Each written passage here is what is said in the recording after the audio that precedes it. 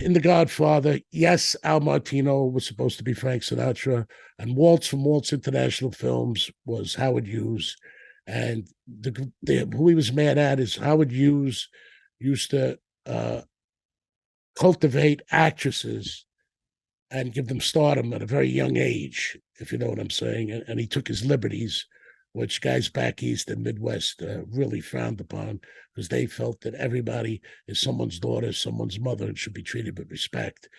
So Sinatra broke her from the spell of Howard Hughes, Ava Gardner. He loved her very much. She didn't run off with him, but she dated him and stopped dating Howard Hughes, and he went insane. And he was holding him back for films, and The Godfather was From Here to Eternity. I don't know if that's exactly true. If it's that movie and one that came later, I'm not sure. But he was trying to block him there, and he was blocking him in other films. And somebody went out to speak with him, and he had another young girl around. And when they saw that, and they tried to negotiate and to get Frank Sinatra into this movie and have him stop blocking his career. And a lot of people did love Sinatra. I mean, I loved him myself. He was a regular. I used to see him all the time.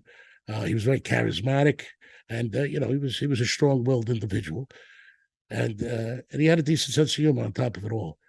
But as getting back to The Godfather, they did help him, and Howard Hughes was not being very accommodating, and he had paid he had a racehorse that he paid a lot of money for. He wasn't going to race it. He wanted to put it out to stud, kind of like he considered himself.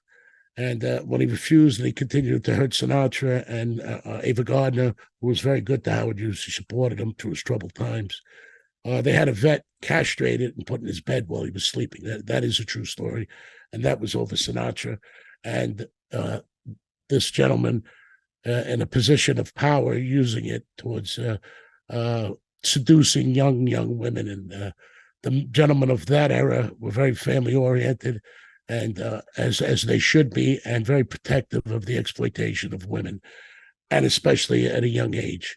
And that's really what infuriated them when they had heard that. And I don't disagree with it, but I'm an animal lover. I'm happy they sent the vet, and that's the way I see it. So it was kind of a subliminal message. I think Howard Hughes thought he was a stud, and he was living vicariously through that horse also.